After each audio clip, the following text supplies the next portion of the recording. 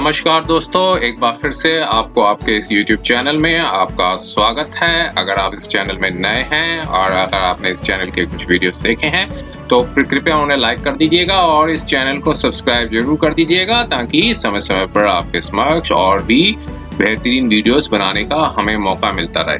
दोस्तों, आज मैं एक ऑर्डर लेकर आया हूँ। कर्नाटका हाई कोर्ट का ऑर्डर है और ये वीडियो बनाना इसलिए भी बहुत ज़्यादा ज़रूरी था कि एक कर्नाटका हाई कोर्ट में एक ऑर्डर आया हुआ है। अब उस ऑर्डर में ये इंटरनेट में काफ़ी खबरें उछल के आ रही हैं कि कोई भी डोमेस्टिक वायलेंस का जो केस है वो अब तय सीमा के अंदर ही ख़त्म कर दिया जाएगा। और ये भी कहा गया था कि इंटरनेट में कई वीडियोस में जो रूमर्स इस तरह का फैलाई जा रही थी कि एक हस्बैंड थे और हस्बैंड के ऊपर मेंटेनेंस लगा दी थी और हस्बैंड के बाद उसके बाद वाइफ ने आना बंद कर दिया और वाइफ ने आने के बाद हस्बैंड ने पिटीशन फाइल की और कि ये डोमेस्टिक वायलेंस के केस को जल्द से जल्द खत्म कर दिया जाए। तो इस तरह की जो वीडियो बनाए गए थे और उसको पूरा सा वेरीफाई किया गया और ये कर्नाटका हाई कोर्ट की जजमेंट को सर्च किया गया तो ऐसा कोई ऑर्डर अवेलेबल नहीं था कि हस्बैंड ने कोई पिटीशन फाइल की हो।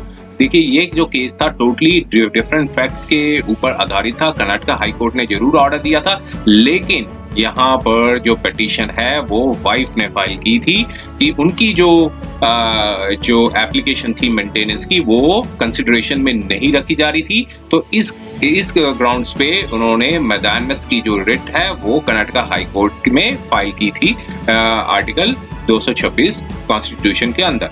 तो देखिए, इस तरह की जो न्यूज़ हैं और खासकर काफ़ी वीडियो चैनल्स हैं यूट्यूब में फैला रहे हैं और इससे ये होता है कि गलत इम्पैक्ट पड़ता है। जब तक अगर आप कोई चीज़ को वेरीफाई ना करें, कंटेंट्स को ना देखें, उसके बाद ही कोई है डिसीजन लें।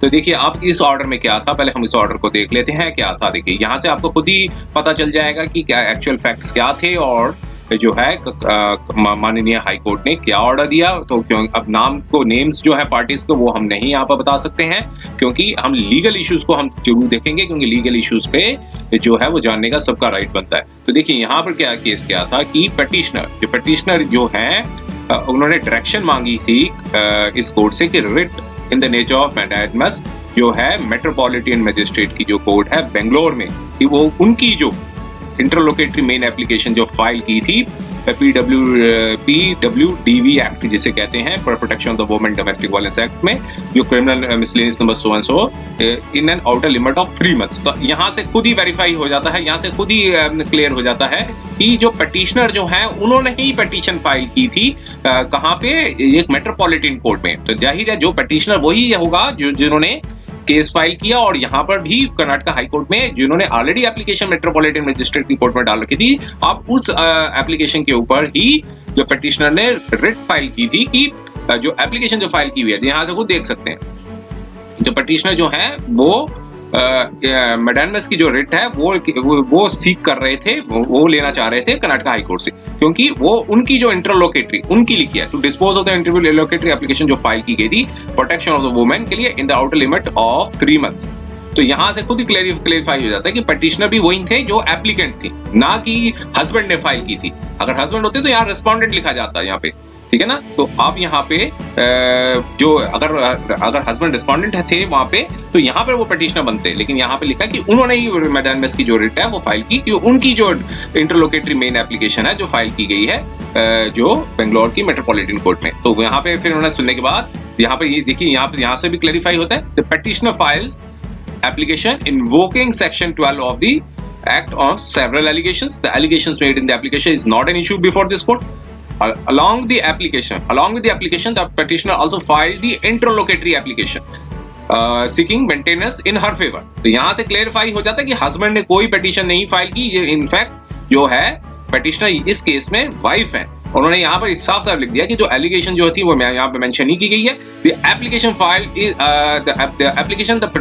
along with the application the petitioner also files an interlocutory application। जैसे डोमेस्टिक वायलेंस के केस में होता है एक इंटरलोकेटरी एप्लीकेशन भी साथ फाइल की जाती है कि इंट्री मेंटेनेंस के लिए। तो यहाँ पर यही चीज लिखी गई है कि said application was filed on so and so date along with the main application। जो एज यूजुअल जो डोमेस्टिक वायलेंस का केस होता है उसमें एक इंटरलोकेटरी एप्लीकेशन फाइल की जाती है। उस केस में क्या हुआ, नोटिस इशू हुआ so and so डेट को और ऑर्डर शीट में रिवील कर रही है कि कोई कंसिडरेशन नहीं है एप्लीकेशन का filed by the petitioner seeking the maintenance. Means notice issue हो गया, लेकिन जो ऑर्डर शीट सारी थी, जो बाद में जो भी हियरिंग्स हो रही थी, उसमें जो इंटरलोकेटरी एप्लीकेशन का कहीं भी जिक्र नहीं था। ऐसा जो कंटेंशन जो थी वो रेज की गई कर्नाटका हाई कोर्ट में। अब यहाँ पे ये बताया कि काउंसिल ने बताया कि हर एप्लीकेशन जो मेन एप्लीकेशन के साथ फाइल की जाती है वो मेट्रोपॉलिटन मजिस्ट्रेट को 3 महीने के अंदर जो under in the terms of section 12 of the act के अंदर डिस्पोज कर देनी चाहिए। जो भी एप्लीकेशन फाइल की जाती है, कोई भी रिलीफ लेने के लिए जो एप्लीकेशन फाइल की जा रही है, उस एप्लीकेशन को 3 महीने के अंदर ही डिस्पोज कर देना चाहिए। यहाँ पर कोई कंप्लायंस नहीं हुआ था इस प्रोविजन को, तो पिटिशनर ने यहाँ जो है प्रेजेंट पिटीशन फाइल की और डायरेक्शन मांगी कि एक्सपीडिशियसली डिस्पोजल की जाए इस एप्लीकेशन को बाय द लैंडेड मजिस्ट्रेट। अब आगे देखिए, तो अब उस कंटेंट्स को बताया गया कि एप्लीकेशन जो थी इन्वोक की गई section 12 of the act, sub section 5 जो 12 section sub section 5 of section 12 क्या कहता है कि magistrate shall endeavour to dispose every application within made under this sub section part 1 within the period of 60 days from the date of the first hearing. जो भी application file की जाएगी वो magistrate साहब को 60 days के अंदर ही dispose करनी होगी। और सब सेक्शन 5 मैंडेट्स कि हर एप्लीकेशन जो फाइल होगी under this act shall be dispose by the court within 6 months from the date of the presentation. जो भी एक्ट के अंदर जो फाइल की जाएगी एप्लीकेशन वो 6 months के अंदर ही वो डिस्पोज की जाएगी। With in the period of 60 days लिखा है, यहाँ 6 months लिखा हुआ है, इसको आप देख लीजिएगा। और ऑर्डर शीट रिवील्स करती है कि जो एप्लीकेशन जो फाइल हुई थी 12/11/2000 सो एंड सो डेट को, वो मेंटेनेंस की थी और 6 months ऑलरेडी पास हो गए। ऑर्डर शीट में कहीं डिमॉन्स्ट्रेट नहीं किया गया, कहीं लिखा नहीं गया कि एप्लीकेशन कंसिडरेशन की स्टेज पे है। तो जो पिटिशनर को इस स्टेज में पिटिशनर जो है इंटाइटल्ड है मेडानमस की इस कोर्ट के द्वारा, और डायरेक्शन दी जाती है लैंडेड मजिस्ट्रेट को कि वो एप्लीकेशन को मेंटेनेंस को एक्सपीडिशियसली डिसाइड करे।